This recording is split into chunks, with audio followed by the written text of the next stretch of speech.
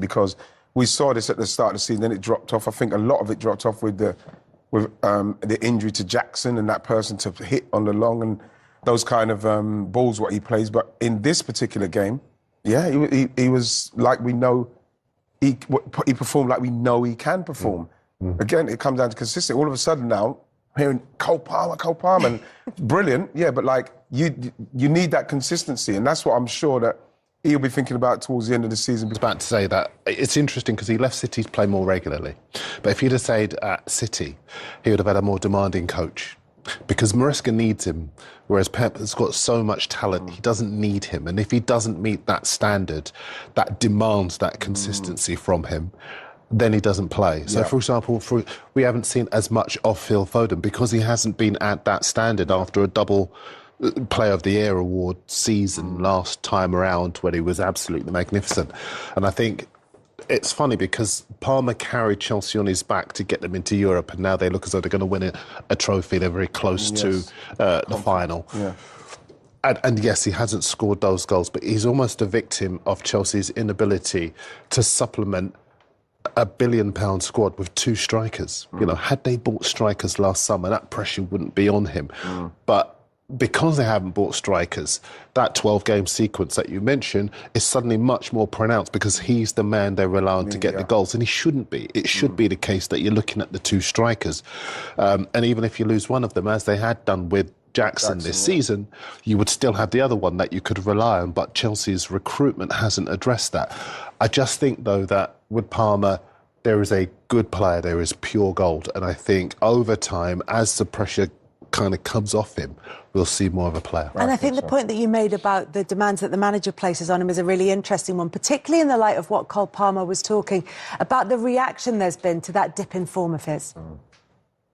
Obviously, I went, 3 months without scoring, but, you know, it just gives me more motivation and more fight to do well, not just for myself, but for my team. Like, you know yourself, social media nowadays is just full of idiots, basically, innit? You know what I mean?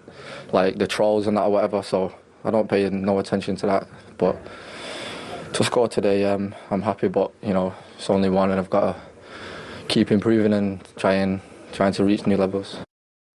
I mean, it's that point again about social media reaching a player even though they're not looking at it. He's like, it doesn't affect me, but I hear about it, and actually it does affect me because it seems to have motivated him a bit. But it's interesting, and it picks up on what Darren was saying about where that motivation comes from. So if he was at Manchester City, then Pep Guardiola would have been a huge part of that. He would have been on top of him and he would have been demanding from him. Whereas because Maresca needs him, he maybe is a little bit more kid gloves with him. But it's where the motivation comes from. Yeah, I disagree, because he did an interview where he was like, the manager might not be putting the pressure on him, but he knows the rest of his team need him. And he said, I'm letting my team down. And I think... He said that yesterday. Yeah, he said that he feels that pressure. Pep, sometimes I think this will be better for his career than maybe being left out of a squad from Pep, because there's no greater experience for a player to play through a difficult moment. And I don't think it's been a difficult moment. I've seen him, watched him closely. I watched him last week live. I think he's been doing fine. I think he's too good for Chelsea, and I don't think the rest of the team give him the balls that he gives other people. And yes, he hasn't got the goals, but he's probably had an injury, maybe for the first time, missed games. Jackson missed it. Madueke missed games. So the whole of that front line, and what teams are doing now, they've worked Chelsea out, they sit deeper, so Cole has to pick the ball up deeper, and then he has to take an extra touch. And yes, and then maybe it's kind of manifested into maybe not being as sharp at the start of the season. He's got 15 goals, 8 assists, he's been out injured, and that goal return, the assist return, and for a young player to be in his second full season, I'd say, in the Premier League, I think it's brilliant. And I think this little drought will do him the world of good for the rest of his career. It's better than being sat on a bench and not being picked. Learning resilience through practice is more Sorry, I was going to say, go on, Dave. Well, I actually agree with what you're saying. I just think that if you look at what he has actually said, he is aware of that criticism. Yeah. He's aware of that pressure. And sometimes you have to listen to what a player's saying to you. And he's saying that as you said, he's had terrific numbers, and his play hasn't gone down. He's just not added those goals to it. But that doesn't change the perception of him as a player. But that's a reasoned, cogent analysis, and it's very different to what you get on social media, where lots of people just want to have a pop. Yeah. And as a young player still learning the game, you should be shielded from that, as he would be if he were at City. Yeah. But you guys, you played the game, so you know that if you're in a difficult moment, some people do want to play through it. So I totally take that point. But even going back to what you said, I came off social media ages ago. It all gets to you. It finds a way. People tell you, people send it to you. And so even though you can... That's the thing, people do send it to you. It gets to you, and even though you might not have seen everything, there will be elements. But I think fair play to him to step up to take that penalty yesterday, because it's still a difficult moment for him, and I really like Cole, and I know we all do, but I think this is amazing, and I think he's done really well. And I think coming off, when you get an injury mid-part of the season, it's so difficult to come back and to get back to the levels of where everybody expects him, where everyone's carrying. I think it's so hard for a young player. So I actually think he's done incredibly well. Just to add one bit to that, because, I am here as a representative of the media. And when you are a big player and you create the impression that Palmer has done, there are pieces that end up in the print media, in the digital media, what's happened to Cole Palmer. And not because they want to criticise him, more because they are used to a level of game-changing goals, exhilarating performances, the kind of thing that he produced during his first season at Chelsea, where he justified the £45 million outlay. So there is that surprise that it stopped. And so there are questions that are asked about, why has it stopped? What's not helping him? What's to do with the climate? Is it to do with the manager? And all those questions that we're discussing here come out. That's not criticism of him, but it's what comes with being a seriously good player, which is what he is. And those top-line numbers may have dropped off, but as you've both kind of alluded to from slightly different angles, one is that he never really dropped off that far in terms of performances. And as you said, he didn't really improve that much yesterday in terms of performances, but he does have the involvements. But the performances have probably done this, where the numbers have done that. I think that what you have to say about what Karen, I think Karen mentioned about him being, or was it you, Darren, about being at City and probably not getting these opportunities. The best thing for him to have done was move from City, go to a Chelsea. Yes, no one expected him to be the main man so quickly. You have to expect some form of drop-off in what he's doing, but he's standing in his level. When you watch him in the game, people not making the right moves anymore, people putting him under more pressure because of obviously how good he is. And like I say, that's where the consistency would come in. If he stayed at City, he wouldn't even be at this level yet, because he wouldn't have been able to play through this. So then next season, you look at someone like Cole Palmer, you think, oh, he's learned from that last season. He's still affecting games, even though he's been... And that is why you leave a City where you're not playing. Yes. And you come to a Chelsea where you can get a chance. And then you look at Foden, as great as Foden has been, like you rightly said, player of the season, Foden's dropped off and he's out. So what would Cole Palmer would have had to do to be at City and play that consistently for that? It's almost impossible. So you need to come to a Chelsea in that. You need to come somewhere like that. Go through this period, Kels, and then you find it. I love that idea of being able to play through that fallow period, and yet being at a team where you're allowed to do that as well is quite a tricky balance, because you're a player who's here and a team whose demands are here, but you should be allowed to. And you know what? But that's my point about Chelsea not helping him, because and it's not a criticism of Chelsea, but had they had the strikers who would be scoring those goals that would turn the matches, there'd be less of a focus on him and on Chelsea. Talk about Chelsea's chances of finishing in the top five. Yes. We need to get onto this, because they have put a little three-point gap in there. We don't know what's going to happen between Forest and Palace, but with those games coming in, and you look at the teams that are left there, Arsenal with Liverpool, Newcastle and Southampton to come, and with that second leg against Paris Saint-Germain in Paris next week and that 1-goal deficit, there are some really interesting games. And then Newcastle playing Arsenal in that game in a couple of weeks' time. Who knows what's going to happen with those two sides between now and then? And then obviously the Forest-Chelsea on the last game of the season is going to be really, really interesting to watch, I think. And when you look at all the teams in the mix, even the opponents who aren't in the mix for Champions League football there, you couldn't say with absolute certainty which version of those teams will turn up in those games. Because one, because we're at that stage of the season, and two, all those teams have had a level of inconsistency. Maybe bar Southampton, who have been consistently poor this season. All of them have had a level of inconsistency. Yeah, I mean, for Chelsea to go to Newcastle, maybe Newcastle and Villa are the only two teams, and City, because City are really now putting it together now at the end of the season. But they used to being able to put together good runs at the business end of the season. Villa have won 12 of their last 15 matches, and they are absolutely flying. They've got to get that goal difference up if they're going to take a hand in it. Forest have lost their last two. They've got to win their next game. Otherwise, it's going to fall apart for them. Newcastle, 7 of their last 9. They're flying, but their draw at Brighton was a real surprise. Yeah.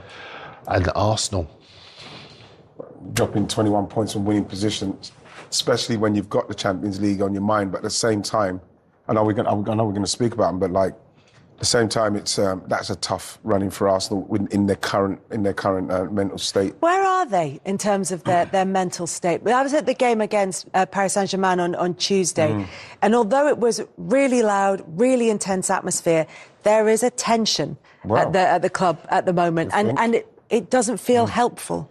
It's the pressure of everything that I think that they're trying to achieve with Mikel up to this point. And this is, obviously the league being won by Liverpool, and then this being the only thing left with... I saw him doing an interview going through the players that are first-team players that would have been playing. That's why he's so admirable towards the players who are playing now, because they are giving everything. And you can see after 60 minutes, Arsenal look to me like they're finished out there. And you're looking at the bench, there's not much coming off of it. But are you surprised he played such a strong side? PSG didn't play Donnarumma. I don't think he's got much choice. They made like 10 changes. Yeah, Kvaratskhelia didn't play, Dembele didn't play. I don't think the choice for Arsenal in what he's trying to finish second and trying to stay in there. So he's trying to play the best team he possibly can to try and get that. And when you consider we've dropped 21 points from winning position. Yeah. So that is something, again, in the mind that they can't seem to see that out, and that is a problem. How have they ended up with so few players to choose from, do you think? I think there has to be an assessment at the end of the season to say how have we... Maybe, but they've got to have to look at that, Kels. You can't have, for me, is it 3 hamstring off the bone? Like we know Emma, we all know Emma Hayes, but I work with her, and she said if my player had a muscle injury or an injury like that, I would take that really personal. That's under my control. And I know that Liverpool went with Arne Slot because of the career longevity of his training methods for his players and keeping his players fit. And then for Arsenal, I get it, there's been injuries and I get that he has to play the same team, but I think there has to be a look within to say whether it's overtraining, undertraining, S&C. Well, they're saying the manager. You're saying the manager then has to be looked at.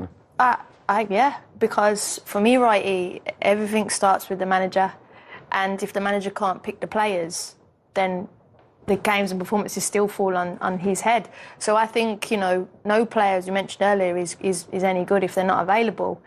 And would City be stronger if players were available? Would Arsenal be stronger if players were available? They absolutely would. So I think there's something that Arsenal have to look at there, and make sure they keep everybody fit. And that's why look at Liverpool.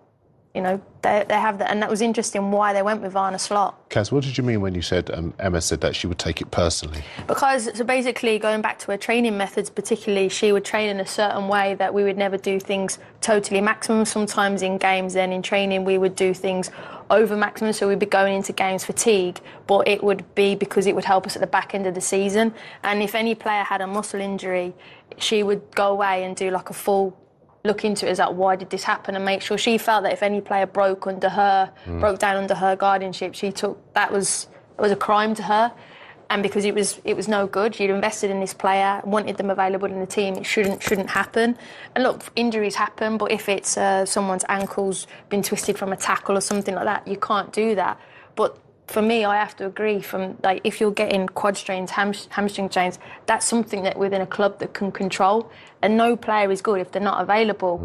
And that's something Arteta must be pulling his hair out going, but I can't have Kai Havertz, I can't have Bukayo missing that long. It's either a style or we're too intense and we're not training right. They have to look at that better, because that will what stops them winning championships. That's my opinion anyway. Yeah, but based on your experience as well of how Emma kept players fit right through to the end of the season. But in terms of qualifying for the Champions League through the league next season, it doesn't really matter whether you finish second or fifth. There are no qualifying phases now because of the new league system early on. But does it matter? I mean, look, we're sort of ignoring the Champions League where they only have a 1-goal deficit against Paris Saint-Germain. I mean, this is not out of the question that they get to the final and even win the Champions League come the end of the season. And that's quite a nice little aside at the end of the season. But in terms of finishing second, is that important to them, do you think? I think it wouldn't be important to them if they got to the final and won. But I think that because they're in a situation now where, like I say, the form in respect of dropping points from winning positions is something that if they did have the players that he's talking about, you might be able to rest some players so as you can finish the season strong, because you want to go into that getting with momentum. And if you then get to the final, you want to go in with momentum, because at the moment, the form seems like, if I'm Paris Saint-Germain at the moment, being able to rest 10 players, I'm probably looking forward to Arsenal coming. Hopefully, obviously Partey's going to be back, Declan then pushes forward, Marino play. Maybe that changes the whole the whole dynamic of everything, Kels. But then again, you're still going to have the energy, the output, which Arsenal at the moment, especially when you look at like the people, and he doesn't make excuses for it, the players that are not playing, and then the players that he has got to come on at certain times in the game, you do feel that it is a really, really tough mountain they're climbing, especially like he said, the players are doing brilliantly just to get to it. And all that with the pressure of trying to win the league off of Liverpool, trying to stay in the Champions League, with the injuries, with everything what's going on, and trying to get to the Champions League final. I think they're under a lot of pressure, a lot of fatigue, and we're going to really learn a lot about them in the next game. Yeah, it's going to be huge. The game against Paris Saint-Germain in midweek in Arsenal season may well be resting on that. Ice-cold Palmer on target for Chelsea from the spot, but a great all-round performance from him. It means that Chelsea are 3 points clear of Forest and Villa. Chelsea in fifth. Remember, Forest play at Crystal Palace this evening as well, but momentum not really with Forest at the moment. Then it's Newcastle level on points with Chelsea, Manchester City on 64 points, closing the gap on second place Arsenal with 67 points as things stand. But let's start by talking about that Chelsea performance. And we alluded to it later. It was a much changed Liverpool side. They still had to do it, Chelsea, and they still had to kind of